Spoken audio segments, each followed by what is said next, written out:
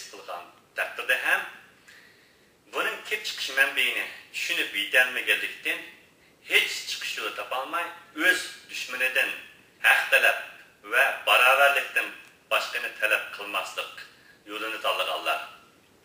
Bular yurtdishida agar zaman sana bakmasa sen zamanға bak degan safsatini ko'tarib chiqib, avtonomiya davosini ilgari surib, yurtimizning mustaqilligidan iborat haqiqiy davosini qasddan burumlash bedeliga o'zlarining manfaati uchun Xitoyning parchalanishini xohlamaydigan organlardan va davlatlardan ta'minot elish yo'li bilan millatini g'ayirlarga setish bedeliga obro'y qozonish yoki yashash yo'lini tanlab olganlar bo'lib, erkin elib tikanga o'xshash Dunyo Uyg'ur qurultayining sobiq rahbarlari va ularning murtlari buning tipik misolidir.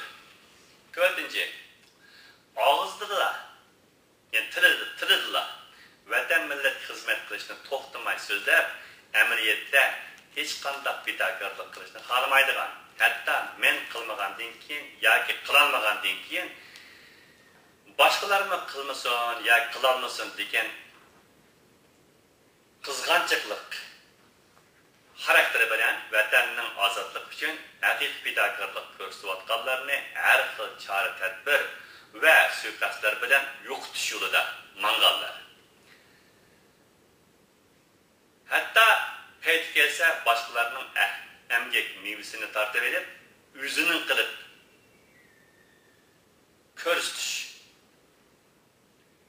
xarakterga ega bo'lganlar. Xalqqa vatanparvarlik niqobi ostida ko'rinib turib, dushman va g'ayrlar oldida o'zlarining moddiy manfaatlari uchun tiz tukish va imkoniyatlarini bericha yurtdashidagi sarsariylik hayotida yashayotgan qarindoshlarimiz oldida teri taraqishib va ularga tahdid qilib, ularni erkin harakat qilmaslik shart ostida o'zlarining tasbisiga tosh qilib o'tkazib berib tutib turish bedeliga Xitoy va Xitoyni qo'llovchilardan ta'minot elish tijoratini qilayotganlar. Amerika Uyg'ur uyushmasi va uning Dolqin Qambari, Rishad Abbas, Iskandar Qodir, Tug'luq Abdurazzoq, Alim Seyitov, Ömer Qanat, Nuri Turkal, Abdukim Baqi, Shuhrat Ushirdek sadiq himoyachilari buning tipik misolidir. 5. Singan niyat hech qanday ishga aralashmaydigan, haq nahaqni farq etish iqtidori bo'lmagan va o'zining shaxsiy manfaatini da chiqish qilgan holda yashaganlar, ya'ni yashaydiganlar. 6. Uyg'ur, Qozoq, O'zbek, Qirg'iz, Tatar, Turkmen, Azari qatorliq Türk qavmlarining ichidagi birlik va o'rtoqlikni yo'qotish yo'li bilan bir butun Türk millatini parchalab idora qilish va natijada Turkiston va Türk kalimasini yo'qotishni orzu qilg'ichi Rus va Xitoydan iborat ikki ishg'oliyatchi davlatlar bilan o'ttirib qo'yilgan Uyg'uristonchilar yoki Uyg'urchilar bayroq ostida hurriyat va mustaqillik kurashi qilmoqchi bo'lganlar. Hatto Sharq Turkistonning oy yulduzli ko'k bayrog'ining ostida turib Uyg'uristonchilik qiladigan ahmoqlar. 7.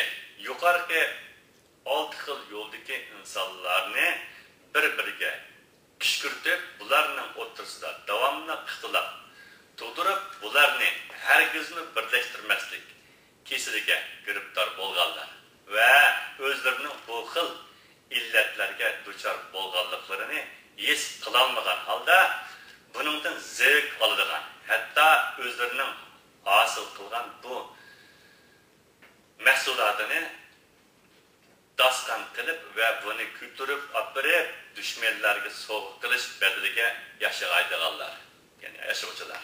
8. O'zlarining kimligini bilganlar, o'zining Türk yoki Uyg'ur va musulmon bo'lganligidan faxrlanganlar va uchun bütün barlig'ini taqdim qiluvchilar.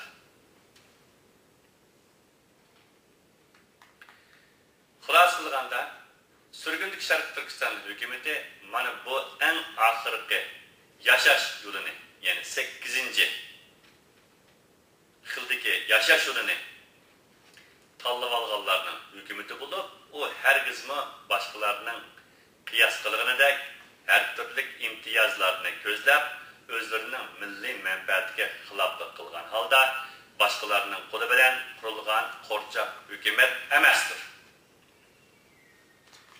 Şoňalashqa hukumatimiz mal dünya toplash g'arazida yoki boshqa havoyi havaslarga yetish orzusida hukumatimizga kirmoqchi bo'lganlar uchun xato bir joydir. Bir qism bundaq g'ayri niyatli insonlar bundaq qilmanglar deganimizga unamay kirib qilib, ya'ni hukumatimizga chiqar yo'lini topolmay özlürgümü ve başkalarımızgımı köp parakendizliklerini tug'dirib berdi. Şoňalashqa başkalarının bunundan ibret elip, özlerine densep kirişlerini sorayımız. Vatan azat bolganda bütün mal dünya, yani bütün mal dünyaga siligi bulursa. Allah hükümetimizin sürgünde degen bu namının en kısa bir zaman içinde yok edilip, Şarkı Türkistan hükümeti degen ismi bilen yurtimiz Şarkı Türkistan'da qat götürüp, yurtimizning mangu hür ve şanlık içinde yaşını müyesser eyleyara